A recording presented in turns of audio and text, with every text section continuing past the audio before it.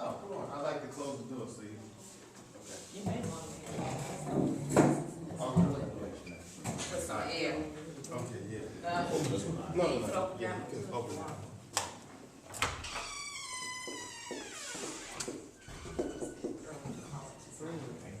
As always, I want to say good morning to everyone. I always like starting the class with going over what we've discussed over the past couple of weeks. I know it may seem a little redundant, but that's the way it sticks. So let's go back to the first step we discussed was grooming. Please raise your hand if you can mention something in the aspects of grooming that you can incorporate in to being prepared for a job interview.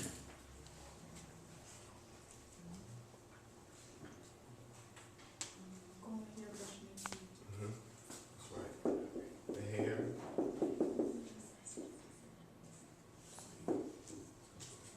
Teeth. Brushing them. Flossing them. Mouthwash. Floss. There's another one.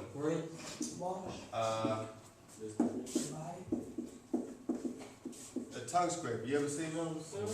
Exactly. That definitely works as well. So,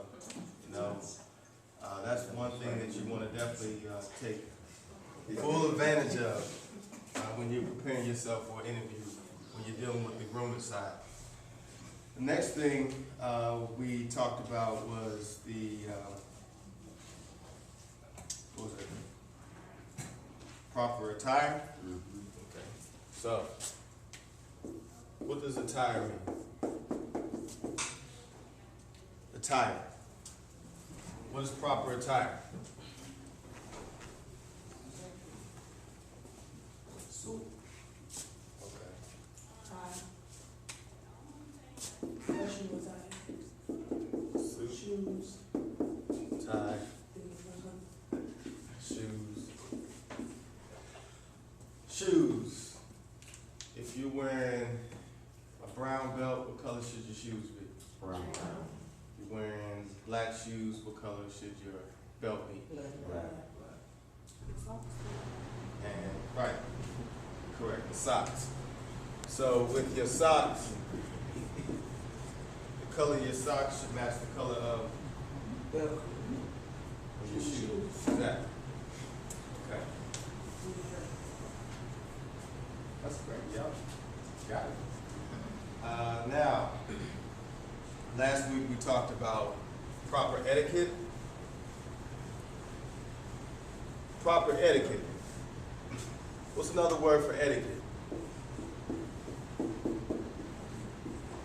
Manners. Exactly. Manners. So, what are a couple of things we talked about with proper etiquette for a job interview? Etiquette. Well, well, we did discuss the cologne, but that was in the grooming side. be on time. Go ahead. She said be on time. Correct.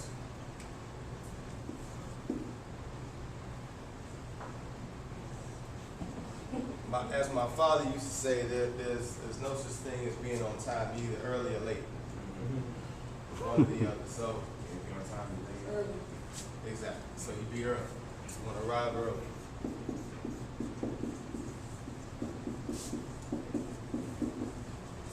If you went to the airport and your flight left at 9 o'clock in the morning and you got there at 9 o'clock, where's the plane going to be? It's got Oh, you said, well, I got here on time, right? Exactly. So think about that. There's no such thing as being on time. Be either early or you're late. So even if you are on time, arriving at the airport at 9 o'clock when your flight's supposed to leave, you're actually late. So just remember that. What's another thing in etiquette we discussed? Proper etiquette, proper manners. Arriving early.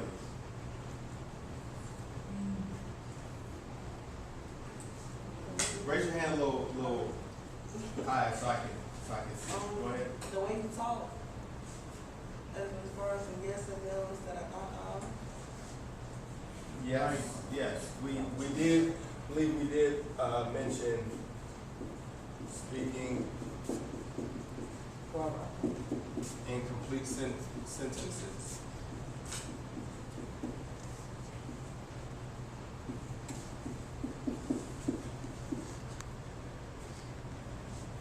Here we go. Speaking in complete sentences. We talked about not chewing gum, turning your phone off. Remember those things? So today we're going to go into, now we're going to start getting into the meat of the interview, which will be the resume writing aspect of it. So raise your hand if you do not have a prepared resume. Raise your hand if you do have a resume. Raise your hand if you've never ever made a resume before. You really don't know what one is. Okay. All right. So before we start discussing actually how to prepare a resume, since we have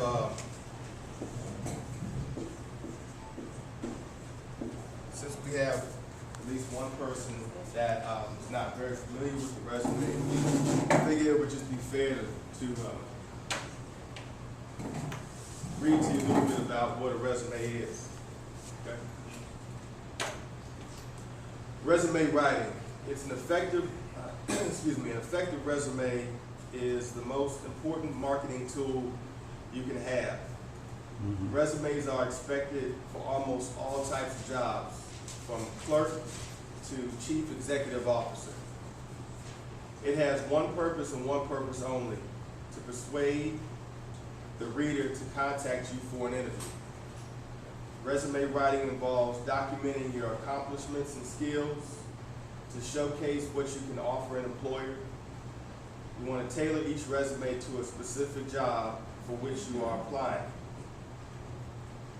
Emphasize those parts of your work history, education, background, and personal experience that especially qualify you and only you for that particular position. So, resume writing.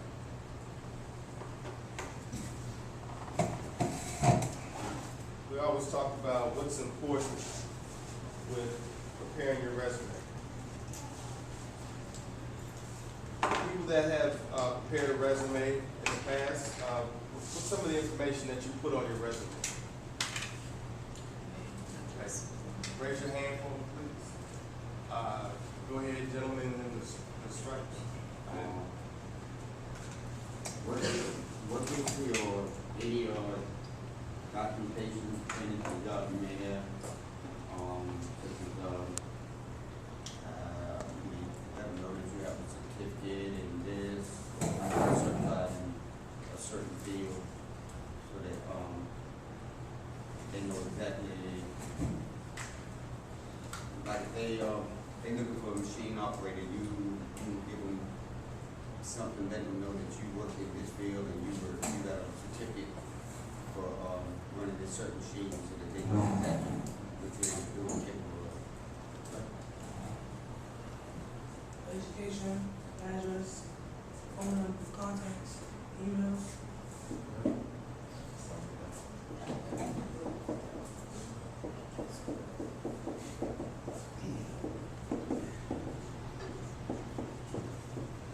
Did you say email? Yeah. All right.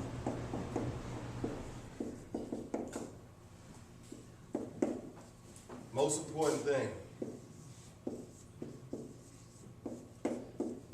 Name. is your name. You want to define your career or your job objective. And you want to let the potential employer know what position you are looking for. If I have a company and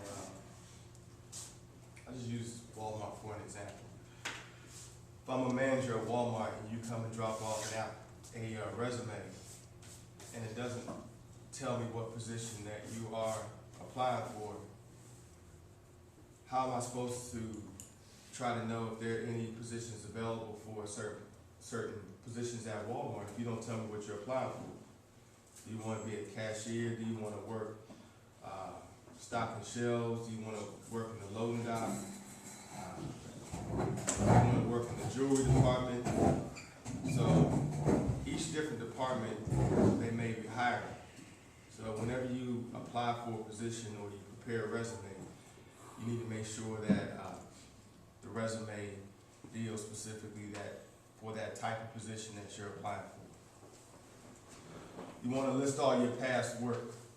You want to let them know the type of positions that you have done in the past.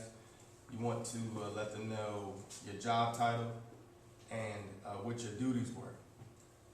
So don't just say, I worked at Walmart, I worked at Target, and I worked at Home Depot, and I worked at Vance-Granville Community College. They want to know what your job title was there and what exactly your duties were. And the time frame you were there. Were you at each business 3 weeks? Or were you at each business 3 years? And what's it going to tell a potential employer if they look at your resume and it shows that you're only been on the job, a month, 2 months at a time? Confusion. No, Yeah, about 2 months at a time. I'm sorry. Keep a job. Right, you can't keep a job. That's what it's gonna tell me. Or that's what I'm gonna assume. And then that's when you start asking questions like, well, I see you only on this, at this job for a short period of time. What happened? And remember, like we said last week, with proper etiquette, you always want to speak positive. You always want to speak positive about a prior employer, and you always want to speak positive about anything during the job interview. So if there was a situation that you might have had with a previous employer, and that might be your opinion, it's not the time or place to sit down in a job interview and start telling a potential employer negative things about someone else. Because you know the old saying, if I'll say something negative about you, more than likely, when I go to another interview, they're going to assume that you're going to say negative things about them, like you're just a negative person. So you just want to stay positive.